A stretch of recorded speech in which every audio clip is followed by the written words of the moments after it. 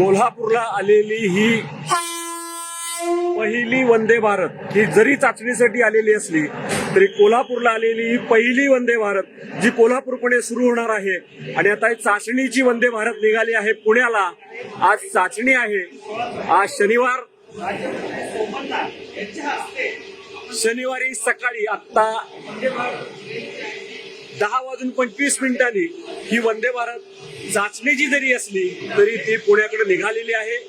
सोमवारी संध्याकाळी केंद्रीय रेल्वे राज्यमंत्री सोमण्णा यांच्या हस्ते आणि पंतप्रधान नरेंद्र मोदी यांच्या उपस्थितीमध्ये ऑनलाईन पद्धतीने या ट्रेनचा शुभारंभ होणार आहे. गेली 2 वर्ष यासाठी खासदार धनंजय महाडिक प्रयत्न करत होते.